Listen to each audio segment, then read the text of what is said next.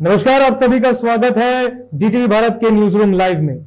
मैं हूं आपके साथ ऋतिक। जैसा कि आप सब जानते हैं, शाम के 5 बजे हम आपके साथ सीधा लाइव जुड़ते हैं और दिन भर की बड़ी खबरों पर अपने सहयोगियों के साथ हम बातचीत करते हैं। और आज भी हमेशा की तरह हम अपने सहयोगियों के साथ जुड़े हुए। हमारे साथ हमारे सहयोगी हैं जिन्होंने आज की बड़ी खबरों पर अपनी पैनी नजर रखी, उसे कवर किया है और आज हम अपने दर्शकों को उसके थ्रू साझा करेंगे। सबसे पहले बात चल रही है, हाईलाइटेड मामला जो है पप्पू यादव, जाप सुप्रीमो पप्पू यादव का मामला दिन ब दिन तूल पकड़ता जा रहा है। पिछले दिन पप्पू यादव को सीधा मधेपुरा ले जाया गया, मधेपुरा के वीरपुर जेल में उन्हें शिफ्ट कर दिया गया और उसके बाद से लगातार जो समर्थक हैं, जाप के कार्यकर्ता हैं, वो लगातार हंगामा कर रहे हैं और इसे हमारे संवाददाता उत्कर्ष ने बखूबी कवर भी किया है और उस खबर को दिखाया है और उस पर आज हम उनसे बात करेंगे उत्कर्ष से कि उत्कर्ष, कल से लेकर अब तक जो जाप के कार्यकर्ता हैं और जाप सुप्रीमो पप्पू यादव को जेल में बंद कर दिया गया है, उसके बाद से क्या कुछ नजारा राजधानी पटना में आपने देखा है?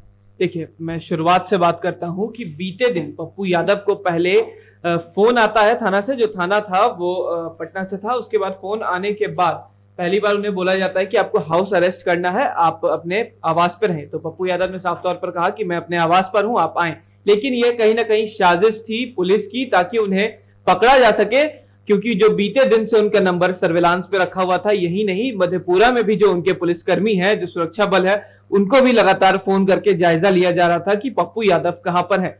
पर जिस तरीके से सुबह में डीएसपी लॉ एंड ऑर्डर और डीएसपी सचिवालय द्वारा उनको वहां से अरेस्ट किया गया, उसके बाद गांधी मैदान थाना लाया गया। हालांकि जो उनपे शुरुआत में केस दर्ज हुए वो पेंडेमिक एक्ट के तहत दर्ज हुए हैं, जो कि 5 केस हुए।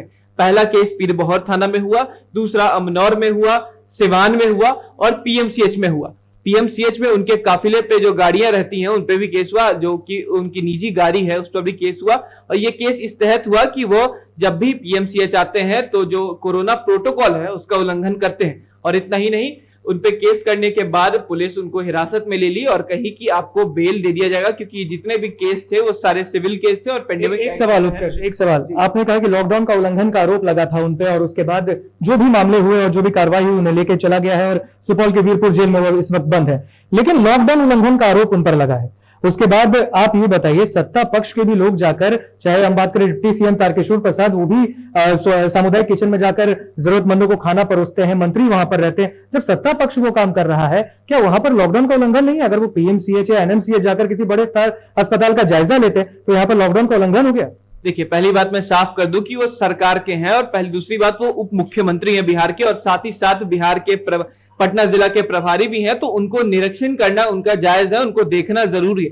लेकिन जिस तरीके से समाज सेवा पप्पू यादव कर रहे थे, कहीं ना कहीं सरकार को यह खटक रही थी, चाहे वो रेमडेसिविर इंजेक्शन को लेकर हो, चाहे ऑक्सीजन को, चाहे जो बेड है उसकी किल्लत को लेकर हो। इसीलिए साफ तौर पर पप्पू यादव चिन्हित हो गए थे सरकार द्वारा और कल उन पर कार्रवाई की गई। और 32 साल पुराना केस जो एक्ट 68/1989 है, उसके तहत उनको कल मधेपुरा पुलिस लेकर गई। और इतना ही नहीं, उनको वहां पे वीरपुर जेल में भी शिफ्ट किया गया। हालांकि पप्पू यादव ने एक ट्वीट भी करा है कि उनको बैठने में दिक्कत होता है, उनके पैर में ऑपरेशन भी हुआ है और वो संक्रमित हालांकि है नहीं, लेकिन उनको ऐसा डर भी है कि अगर वो उस जगह पे रहेंगे तो कहीं ना कहीं संक्रमित भी हो जाएंगे।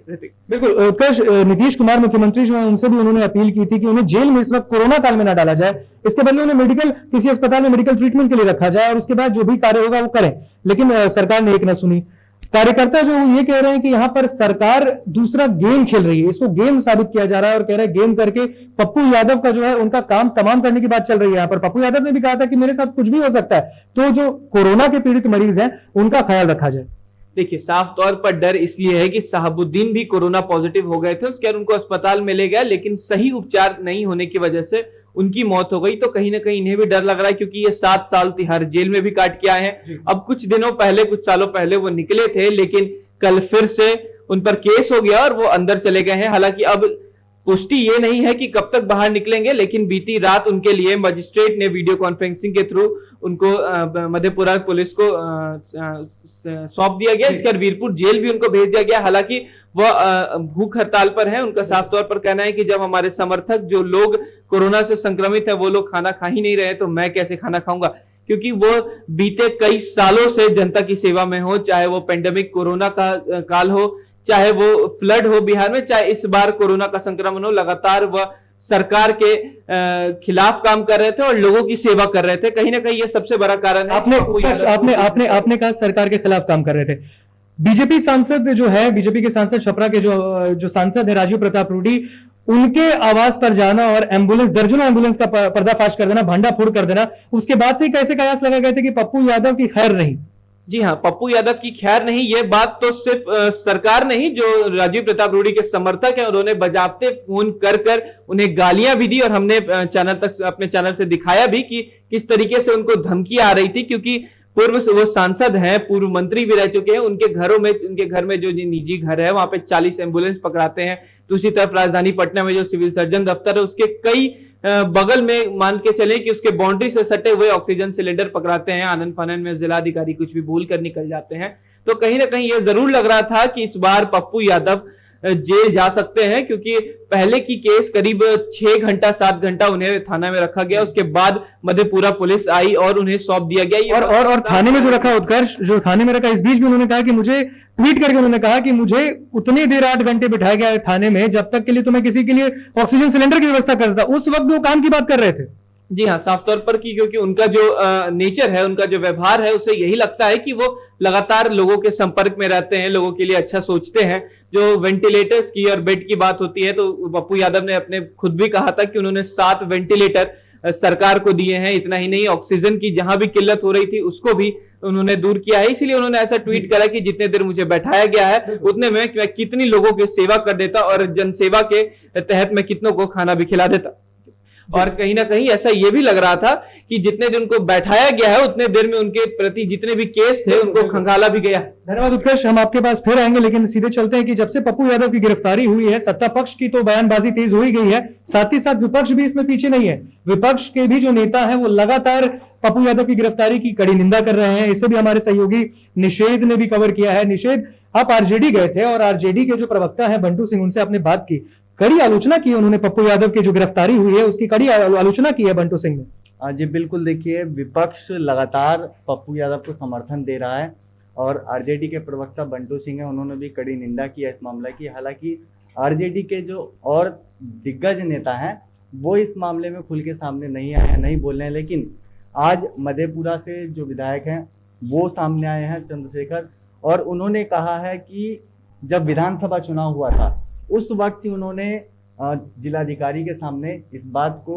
पेश किया था और सबूत के साथ कि पप्पू यादव जिस मामले में अभी गिरफ्तार हुए और जेल भेजा गया है वो मामला उस समय उन्होंने स्पष्ट करने की कोशिश की थी, बताने की कोशिश की थी, लेकिन उस वक्त उनकी बातों को नहीं सुना गया और उसी मामले में आज अब उनको जेल एक सवाल निषेध, ये समझ में नहीं आता कि पहले आप पे लॉकडाउन का उल्लंघन का आरोप लगाया जाता है और उसके बाद जो है सीधा फिर आप पर 32 साल पुराना केस अचानक से ला दिया जाता है और उसके बाद आपकी गिरफ्तारी हो जाती है। बिल्कुल, आज जो जन अधिकार पार्टी के कार्यकर्ता थे वो भूख हड़ताल पे बैठे हुए 1 दिवसीय, और उनका आज ये साफ कहना था कि 32 साल पहले का जो केस था वो अचानक कैसे खुल गया। सुबह गिरफ्तारी होती है तो लॉकडाउन उल्लंघन का मामला होता है और शाम होते होते 32 साल पुराना वो केस निकल जाता है। कहीं ना कहीं इसमें पप्पू यादव को फंसाने की कोशिश की गई है। जाप के कार्यकर्ताओं का साफ कहना है कि जो रूडी का मामला था, एम्बुलेंस को उजागर किया था और उसी मामले के बाद पप्पू यादव की गिरफ्तारी हुई। आपने कार्यकर्ताओं से बात की जो लगातार आज एक दिन के लिए 1 दिवसीय भूख हड़ताल पर भी बैठे हैं और अपने नेता के लिए के समर्थन भी कर रहे हैं, उनके लिए रिहाई की मांग भी कर रहे हैं, उनका क्या कुछ कहना है इस समर्थन में और क्या कुछ कह रहे हैं वो पप्पू यादव की रिहाई को लेकर? देखिए, साफ उनका कहना है जो गिरफ्तारी हुई है ये सोची समझी साजिश है, उनको मारने की कोशिश की जा रही है, ये भी आरोप लगाया है कार्यकर्ताओं ने।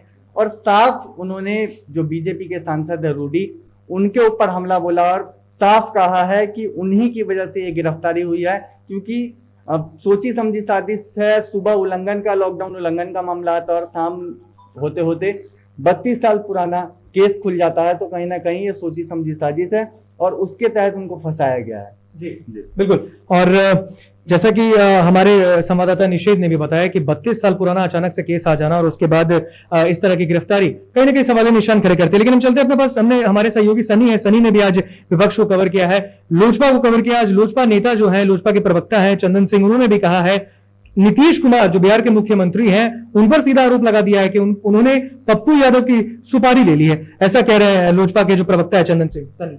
देखिए, विपक्ष का काम है हर काम पे प्रतिक्रिया देना, विरोध करना सरकार के काम पे, लेकिन मुख्यमंत्री ने सुपारी ले लिया, ऐसा कहना गलत होगा। अगर शुरुआती दौर से की जाए तो पप्पू यादव जो हैं, जो भी काम करते थे, 4 से 5 दिन पहले जो मामला उजागर हुआ था राजीव प्रताप रूढ़ी के यहाँ से MP लैंड फंड से जो एम्बुलेंस खरीदा गया था, उसका पर्दाफाश किया था और एक वीडियो भी वायरल हुआ था जिसमें उस एम्बुलेंस से बालू की ढुलाई की जा रही थी, जिसके बाद से मामला तो उजागर हो ही गया। लेकिन उसी के साथ जब देखा जा रहा था कि जब जिस तरीके से सरकार बैकफुट पे आ रही है और जो सांसद है राजीव प्रताप रूढ़ी, सारण के सांसद है, वो फंसते हुए नजर आ रहे हैं, उसके बाद से प्रेशर बनाने के लिए यह जो कार्य किया गया। लेकिन सबसे बड़ा बात यहाँ पे यह है कि सरकार का जो सिस्टम है वह कैसा काम कर रहा है, क्या न्यायपालिका से भरोसा उठाने की कोशिश की जा रही है। ऐसा हम इसलिए बोल रहे हैं कि जब पप्पू यादव के ऊपर 32 साल पुराना मामला एक बार फिर से खोल दिया जाता है, 1989 केस नंबर है, जो कि केस एक बार फिर से खोला जा रहा है। केस खोलने का मतलब है कि और साफ साफ कहा गया कि कोर्ट ने 22 मार्च को ही अरेस्ट वारंट जो है जारी किया।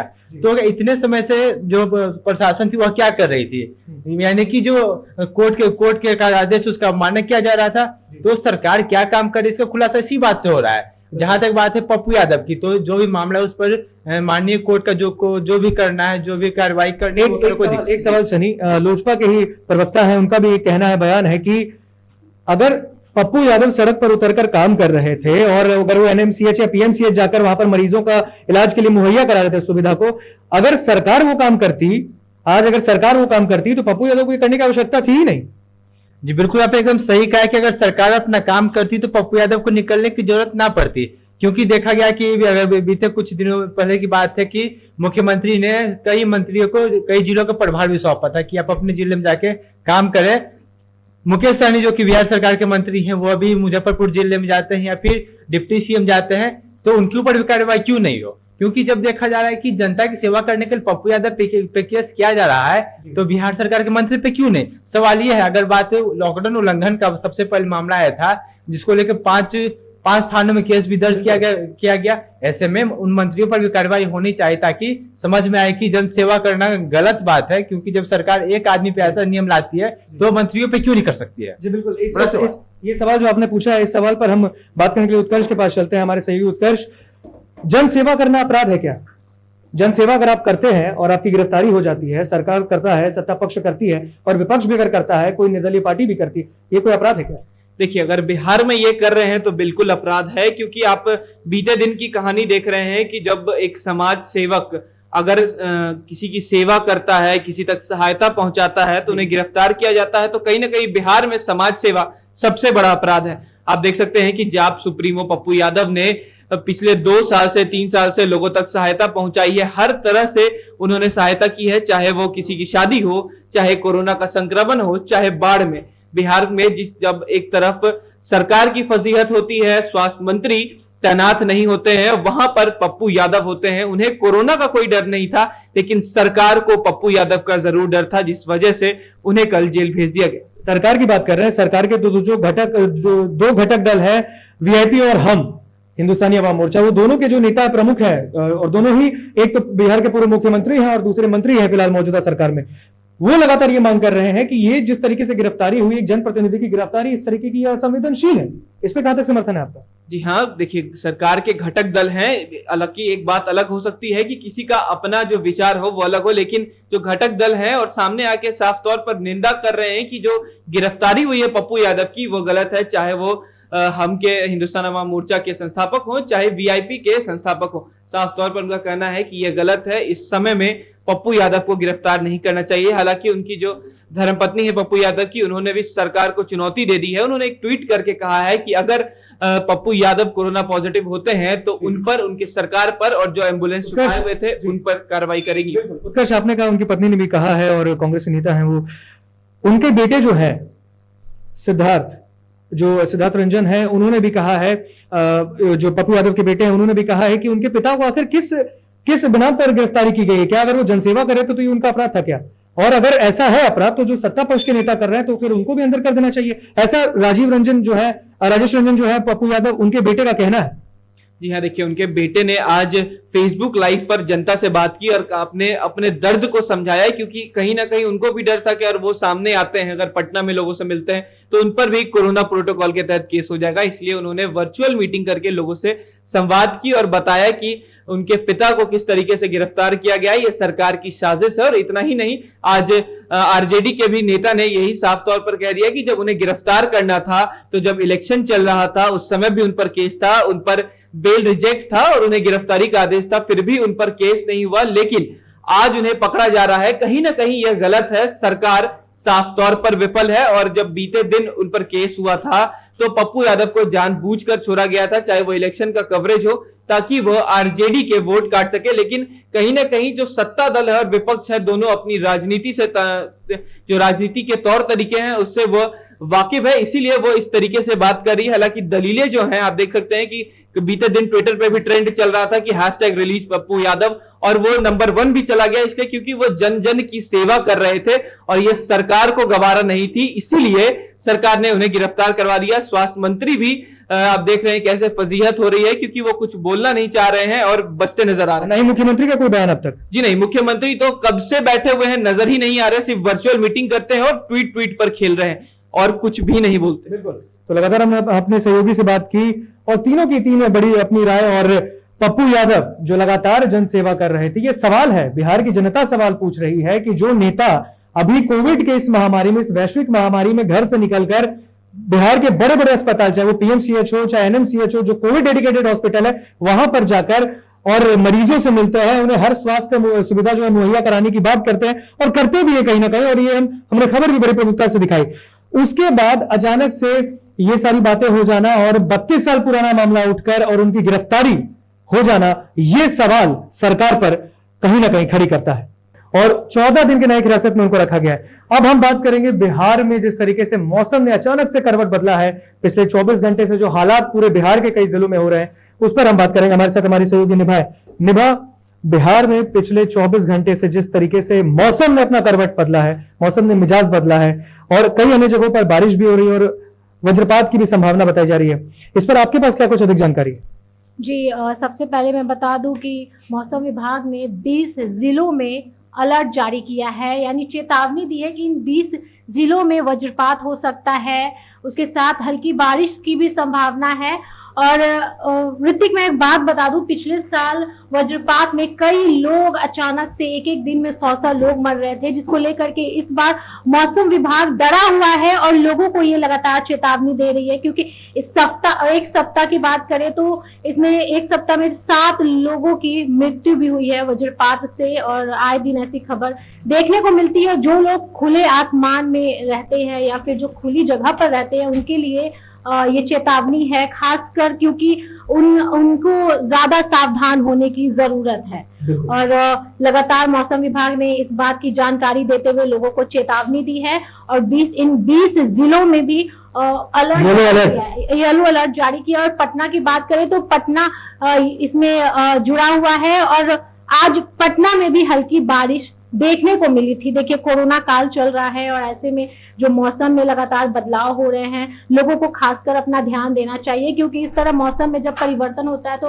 लोगों की तबीयत खराब होती है और तबीयत खराब होती है तो अब अस्पताल की स्थिति काफी दयनीय है। तो फिलहाल आपको अभी घर में ही रहना है। अगर मौसम बाहर खराब है तो आप बाहर ना निकले और घर पे रहें, चाहे कोरोना से बचे, वज्रपात से बचे। मौसम खराब है तो घर से ना निकले, अपना सुरक्षा देखें। बिल्कुल बिल्कुल, तमाम जानकारी के लिए बहुत शुक्रिया आपका। और कोरोना की बात हुई है और कोरोना वायरस जिस तरीके से लगातार देश में पांव पसार रहा है और कई अन्य राज्यों में लॉकडाउन भी लगे हैं, सब पे हम चर्चा करेंगे और क्या स्थिति पिछले 24 घंटे में पूरे भारत देश की हुई है, भारतवर्ष की हुई है, उस पर भी हम बात करेंगे। हमारे साथ हमारे सहयोगी निर्भय जुड़ चुके। निर्भय, कोरोना वायरस संक्रमण जिस तरीके से पांव पसार रहा है, हर दिन नए मामले और आंकड़े टूट रहे हैं, पिछले 24 घंटे के जो आंकड़े हमारे सामने लगे वो आपसे हम जानना चाहें। बिल्कुल, सबसे पहले आपको बता दूं कि कोरोना संक्रमण का जो खतरा है, अब स्थितियों में सुधार देखी जा रही है। और जिस तरीके से कुछ देर पहले जो आंकड़े आए हैं भारत सरकार के, उस आंकड़े के अनुसार आपको बता दूं कि जो आंकड़े आए हैं वो अब थोड़ी से राहत वाले हैं। हालांकि पिछले 2 दिनों के मुताबिक अगर देखें तो मरने वालों की संख्या में भी अब थोड़ी सी राहत की सांस दिखी है, क्योंकि पिछले 24 घंटे में लगभग 4000 लोगों की मौत हुई थी, जबकि उससे पहले 4200 और उससे अधिक मामले सामने आए थे।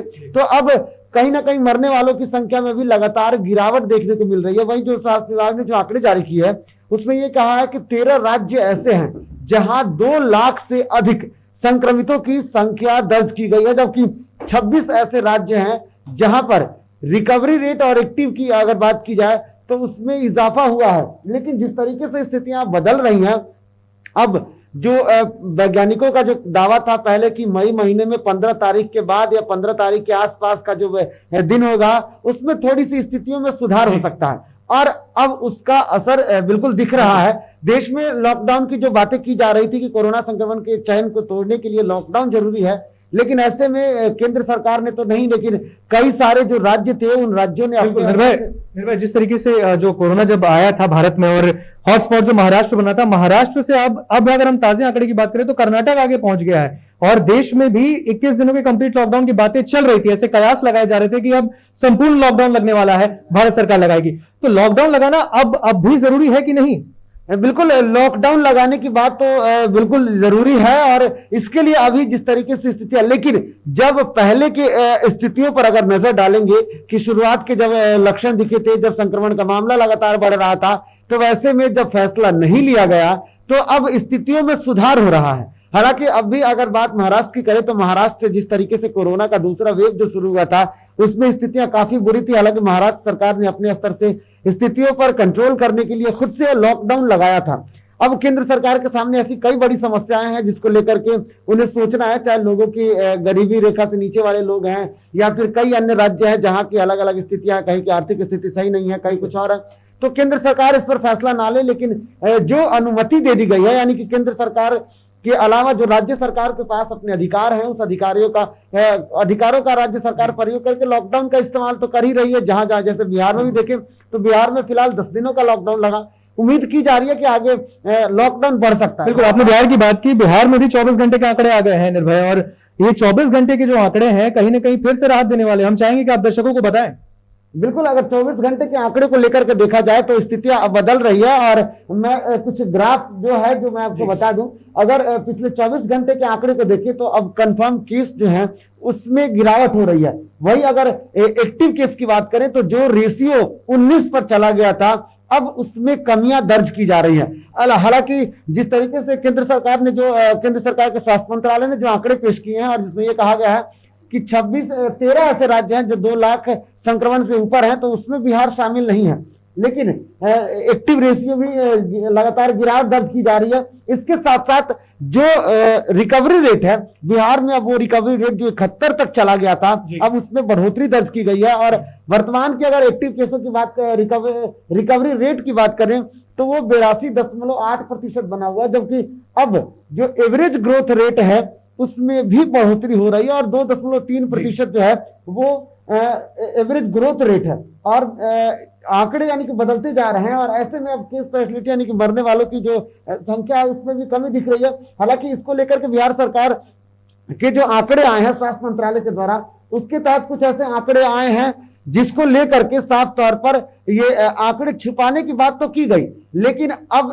स्थितियों में सुधार हो रहा है और बाकी शुरुआतों में आपको लगता है कि स्थितियों में सुधार के लिए लॉकडाउन को आगे एक्सटेंड करने की आवश्यकता है? बिल्कुल, लॉकडाउन ही एक सबसे बेहतर साधन है, क्योंकि जिस तरीके से जैसे लॉकडाउन हुआ उसके दूसरे या तीसरे दिनों के बाद से जब बिहार में संक्रमण की दर 14 और 15 हजार तक एक दिन में पहुंचने लगा था, और उसके बाद लॉकडाउन की जैसे स्थितियां हुई है तब से परिवर्तन दिख रहा है। और अभी हम 10,000 के अगर संक्रमण यानी कि एक दिन में अगर 10,000 और 10,000 से थोड़े से ऊपर हैं तो बेहतर कह सकते हैं कि लॉकडाउन का ये असर है और उसका नतीजा है कि अब स्थितियों में सुधार हो रहा है। जी, तमाम जानकारी बहुत बहुत शुक्रिया आपका। तो कोरोना वायरस संक्रमण से जो लगातार देश और हमारा बिहार लगातार जूझ रहा है, उसमें कहीं ना कहीं अब राहत की खबर है कि देश में भी कोरोना के जो 4 लाख के पार के मामले थे वो अब कहीं ना कहीं घट के 3 लाख हो गए, और 3,48,000 के मामले पिछले 24 घंटे में हमारे हाथ लगे।